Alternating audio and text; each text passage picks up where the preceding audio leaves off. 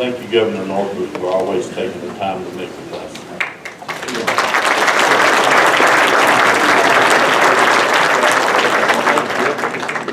Hey, Governor. Now I'd like to say a few words about today.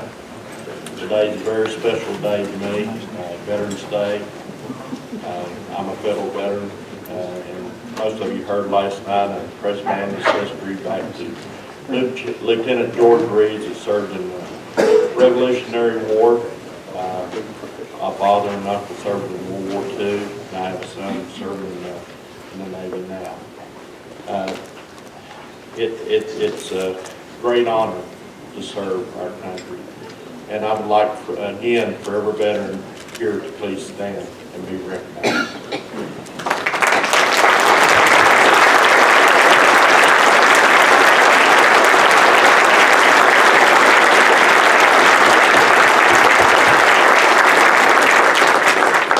And thank you for your service. And now I'd like to introduce our next speaker. If you like history, you are going to enjoy George Gilliam. George Gilliam is a lecturer at the Corcoran Department of History at the University of Virginia. He is also a historian, producer, and writer. He served on the City Council of the City of Charlottesville from 1972 to 1976. Since 1999, he has taught Virginia politics and government and American History Survey and Virginia History at the University of Virginia. Please welcome George Gilliam.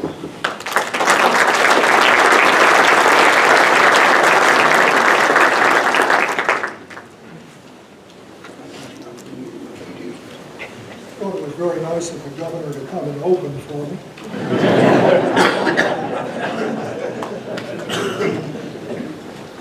As the cow said to the farmer, it's nice to get a warm hand on a cold morning. Tim, thank you very much. Governor Northam, I think, has left the building. Thanks also to him and also to all of you who have served the country and are now veterans. All of us who didn't have the opportunity to serve were very much in your debt. One thing that Tim did not mention, and that is my political career.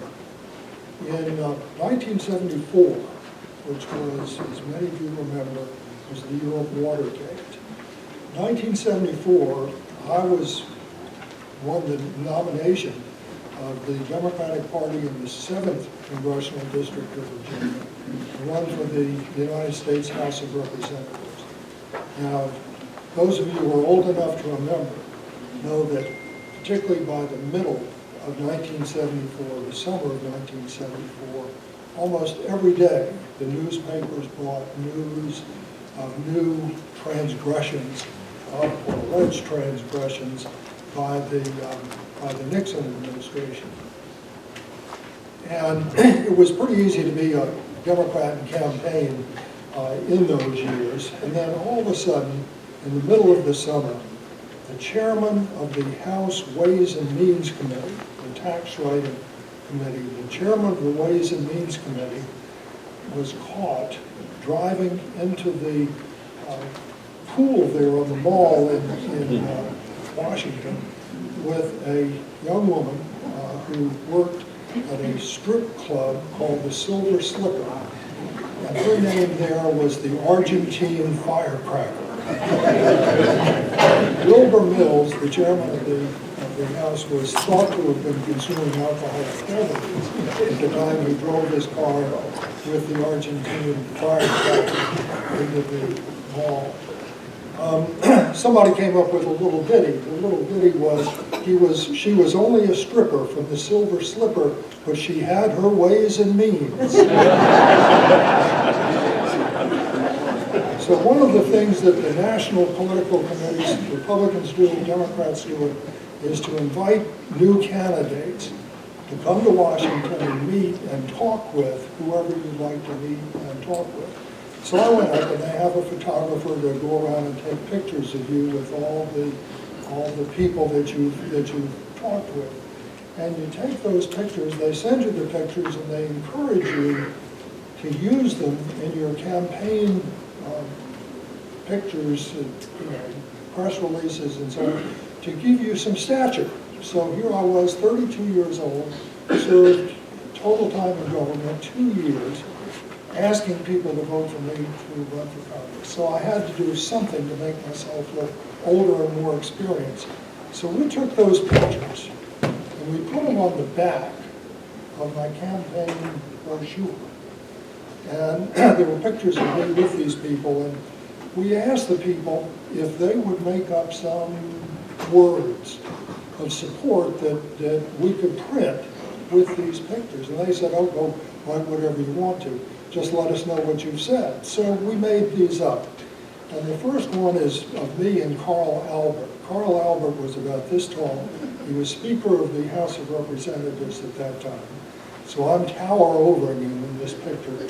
George Gilliam is a man of highest caliber. He would be a credit to the Congress and to Virginia. So I couldn't have said it any better myself. And then there's a man named Senator Henry Jackson, Scoop Jackson. He was the U.S. Senator from the state of Washington. He was known to be the senator for Boeing because he made sure Boeing got plenty of Air Force contracts. He's saying George Gilliam offers the kind of leadership our Congress and our country need. Thought that was good. And then right here in the very middle is me sitting at the table with the chairman of the House Ways and Means Committee. And he's quoted as saying, George Gilliam is my kind of guy.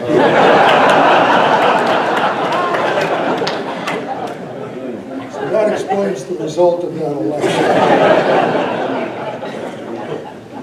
Several weeks ago, on July 30th of 2019, President Trump traveled down to Jamestown to celebrate, in his words, 400 years of representative government. The president hailed the first session of the brand new Virginia General Assembly that occurred between July 30 and August 4, 1619, as, quote, the greatest accomplishment in the history of the world. It started right here. The Washington Post quoted the president saluting 400 years of glorious American democracy. The Guardian offered a somewhat more balanced perspective. Jamestown, its reporter wrote, was the first episode of a continuing democratic experiment.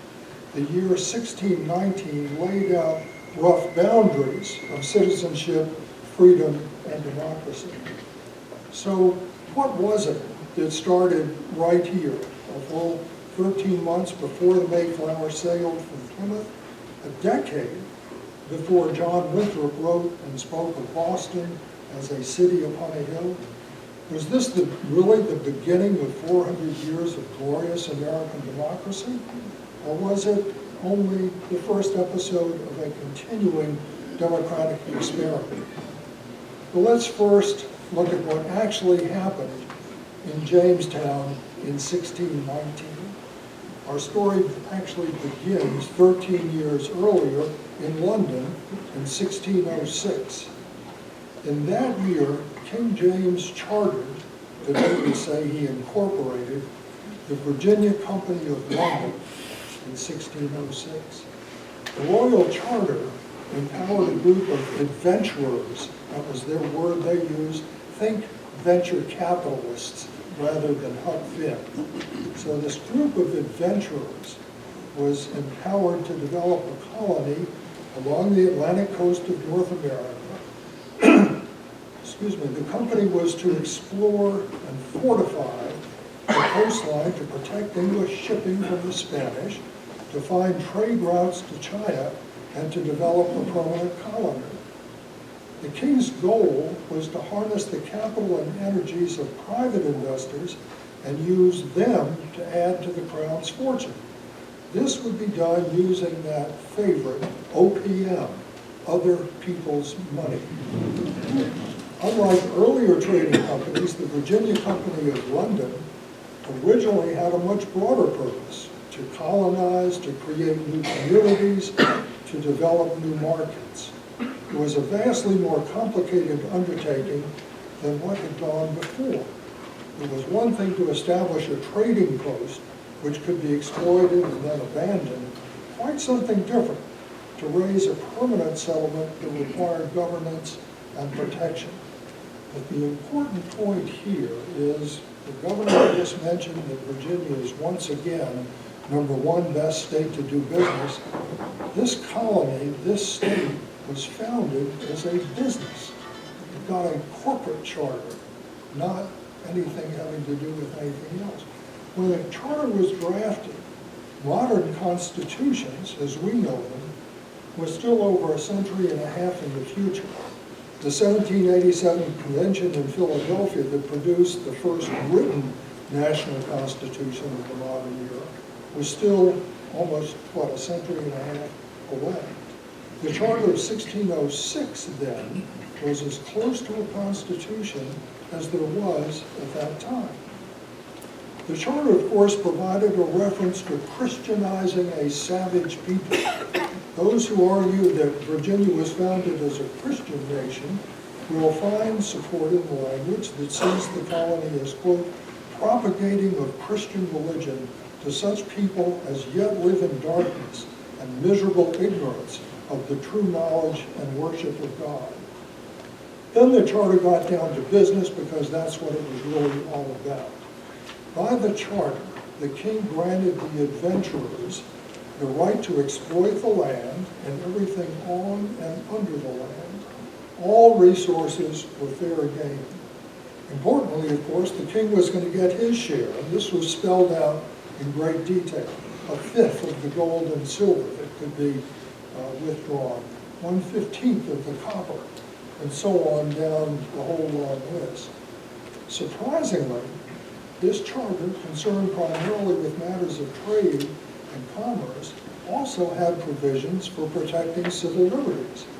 The 1606 charter ensured that every English citizen and their children, and I have this underlined, everyone else who immigrates to the colony shall have and enjoy, quote, all the liberties, franchises, and immunities within any of our other dominions to all intents and purposes as if they had been abiding and born in England. So anybody that came to Virginia and settled, Spanish, French, English, whatever, they were all going to get the rights of British citizens. Governance was expressly dealt with in this charter. The colony was to have a 13-member governing council, which would be appointed by the king from among the investors, those who had some skin in the game. The council's work was going to be subject to laws, ordinances, and instructions given by the king. The group of 13 would be called His Majesty's Council for Virginia. And overseeing the Virginia Council would be another 13-member council that would stay in London. All the preparations, all the reports showing the need for skilled artisans and for hundreds of soldiers were complete by late 1606, and they started making up the ship that was going to bring them all to Virginia. In early 1607, Captain Christopher Newport sailed the Susan Constant. 4 months took to make the trip to North America, carrying only 144 adventurers, laborers, artisans, crew members. Interestingly, not a single cleric accompanied the voyagers. They arrived near Cape Henry on April 2nd of 1607. Indians promptly attacked them, and things didn't get much better. The Jamestown area where they settled was marshy, fresh water was scarce, the Indians remained hostile. Few of the visitors were in fact hunters or fishermen, and they never were able to produce sufficient food to feed the colony. There was constant access over who had access to food. The new arrivals needed to trade with the Powhatans for food, among other necessities, and the Indians were suspicious. To make a long story relatively brief, It quickly became apparent that the colony was failing. There was no private ownership of land. Life was barbarous, it was savage, and in many respects it was vulgar. In these conditions, with no opportunity for private gain, there were few incentives for these people to work hard. Leaders had to turn to coercion. Men had to be forced to work. The king signed a second charter a couple of years later in 1609, authorizing the Virginia Company to raise some more money. The king appointed a new governor, Thomas West, Baron de la Warre, we all know that state was named for him, who arrived in Jamestown with 400 new settlers. By 1611, soldiers had found shorter routes to North America. They could reduce the trip from 4 months to 6 or 7 weeks, so that meant more frequent ships would bring more supplies and more settlers. Sir Thomas Dale arrived with 300 settlers. He'd been named deputy governor of Virginia, excuse me, and instituted a form of martial law and imposed stricter discipline with harsher penalties. His laws were sent to London for review, and interestingly, at a time when the company was trying to raise additional funds, some have suggested that these tough laws were enacted mainly to assure investors that everything possible was being done to safeguard their investment. But there is record of some of these things being actually enforced. Labor continued to require coercion.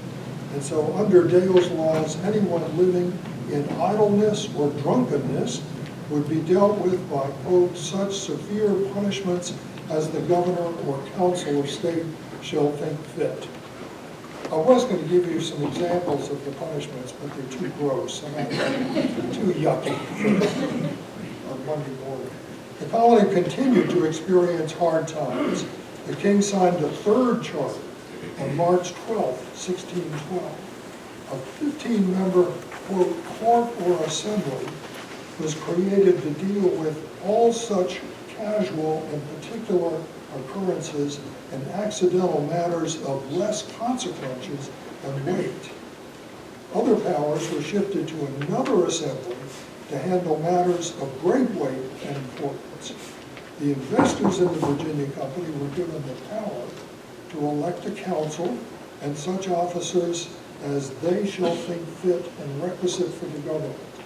So this model is in effect very similar to today's model of corporate governance, where the stockholders get to vote.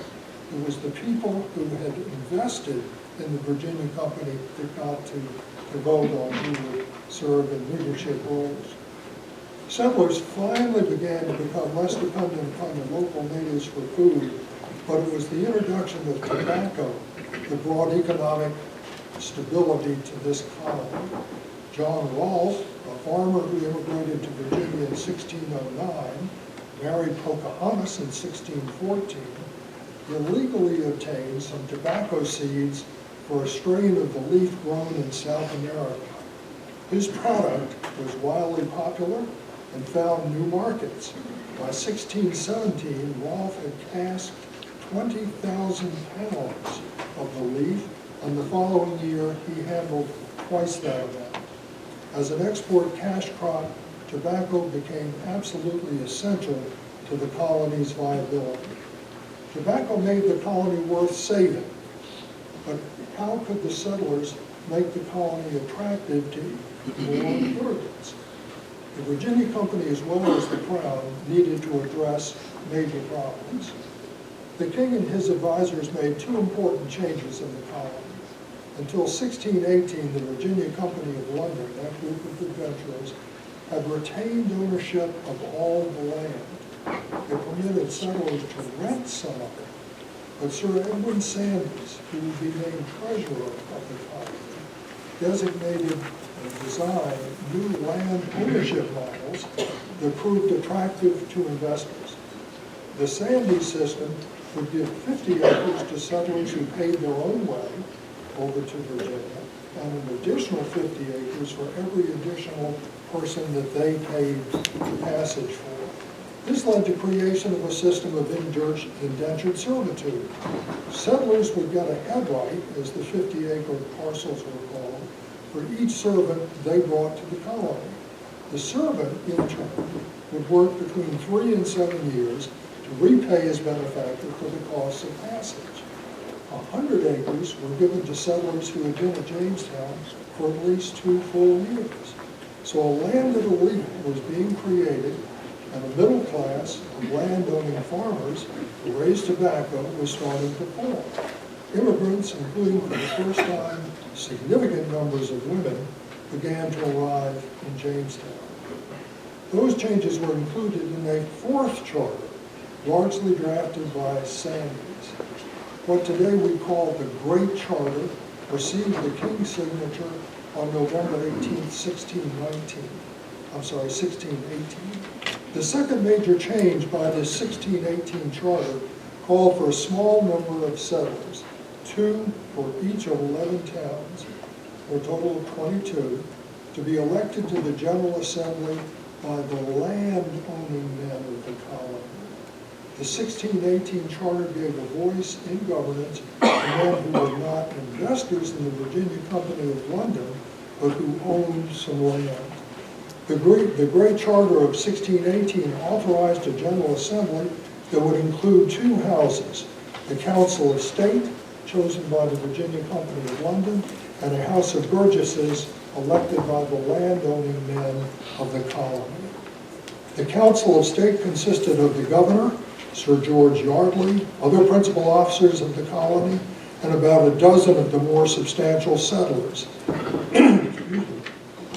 The 22 burgesses who assembled had been selected in elections elections held in the spring of 1619. So they came from James City, Charles City, Henricus, Elizabeth City, and several smaller communities. So this is the change that we say that we're celebrating this year, that all landowning men were permitted to vote for representatives. It took several months for news of the November 1618 charter to sail across the Atlantic and reach Jamestown, and for elections to be organized and held. That's why we date the changes in the makeup and powers of the General Assembly as having happened in July 1619, when the new Assembly first actually met. The Assembly had no power to act without the approval of the company and the council. It could meet no more frequently than once a year. I mean, you don't want to turn the General Assembly loose with too much time. The governor had the power to veto decisions of the Assembly. All laws passed by the Assembly had to conform to the laws and customs used in the realm of England and had to be approved by the Virginia Company before becoming effective. On this basis, and with these restrictions, this virtually impotent assembly met from July 30 to August 4, 1619 in a church in Jamestown. The business it transacted at that first meeting was mostly routine stuff. It established committees, it encouraged the growing of mulberry trees, and discussed plans for a college. It enacted laws against idleness, gaming, drunkenness, and excess of apparel.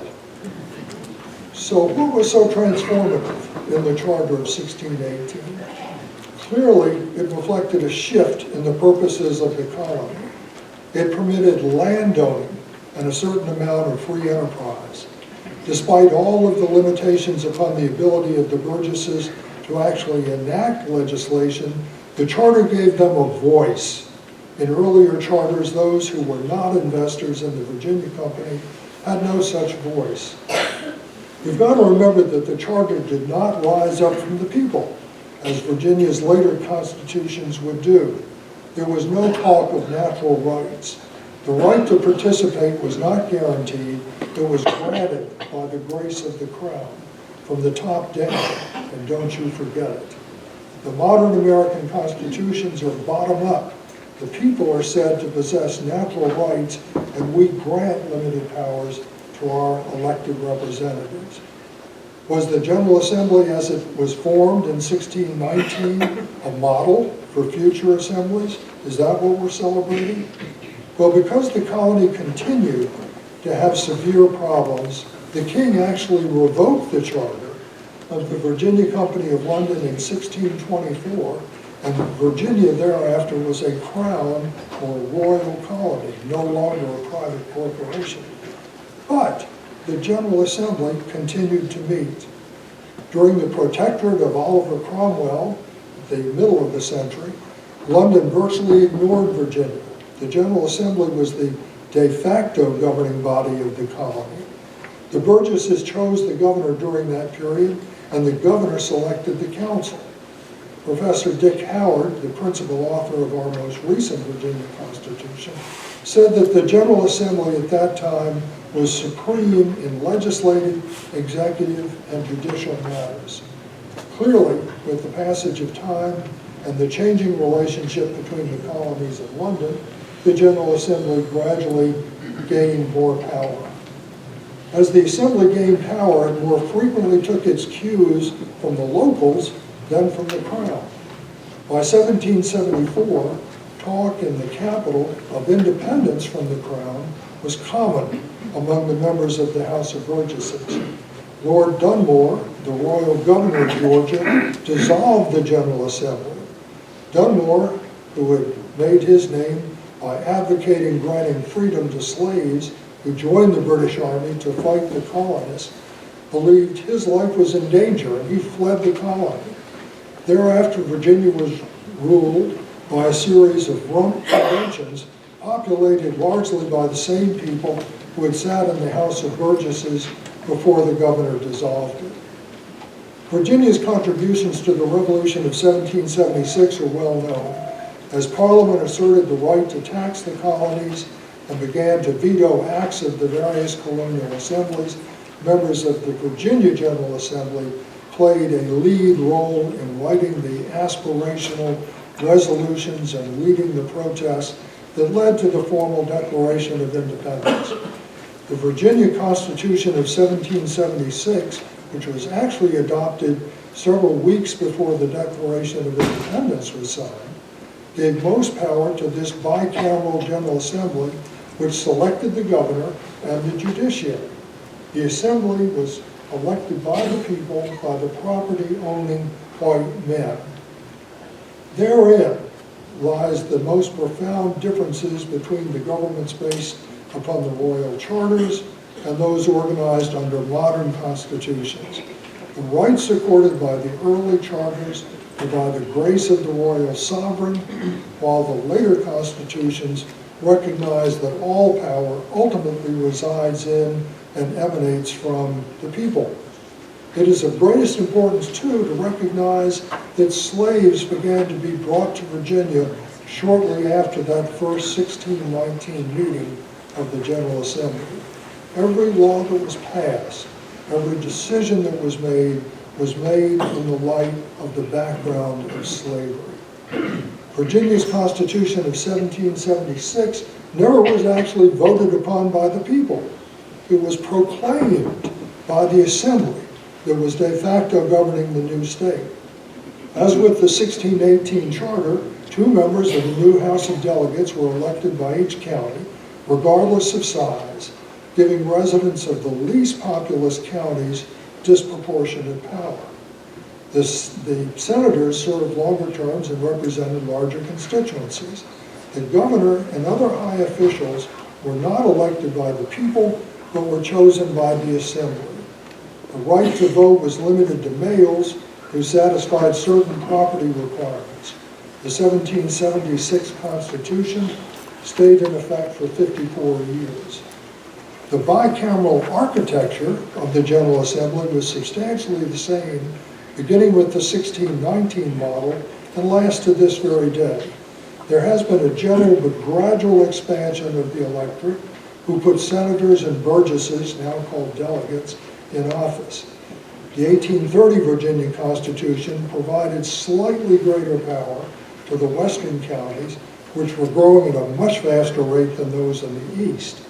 Most commentators argue that the Constitution failed to resolve an imbalance in the General Assembly, which gave undue weight to the votes of slaveholders in the eastern third of the state.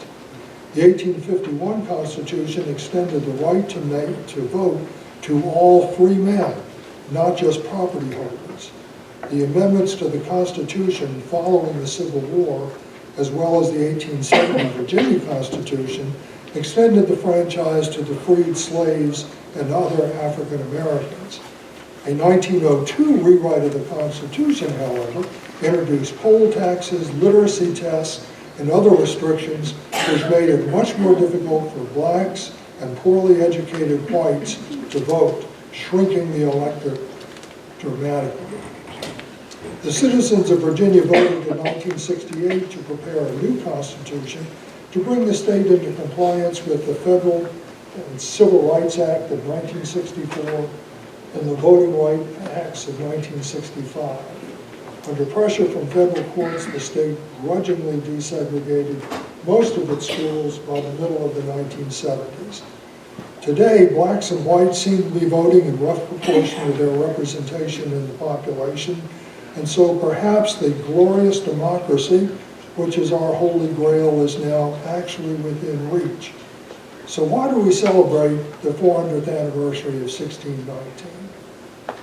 Well, think about standing in the marshes of Jamestown in 1619.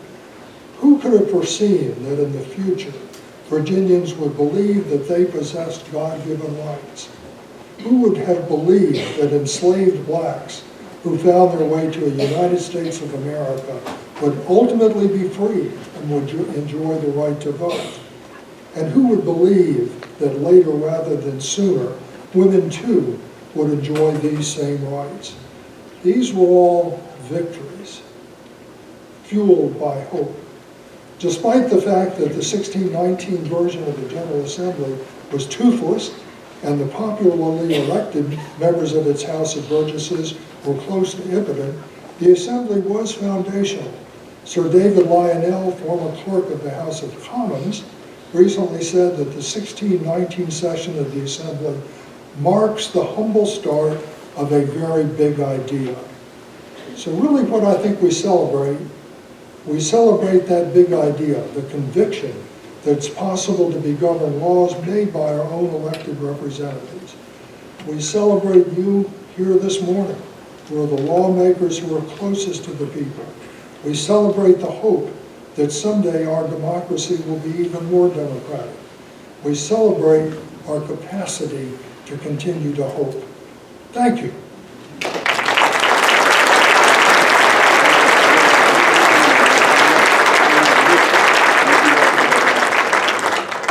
I would be glad to take a couple of questions if we still have time for those. No questions on rule of rules, No questions. Okay, well, thank you very much again.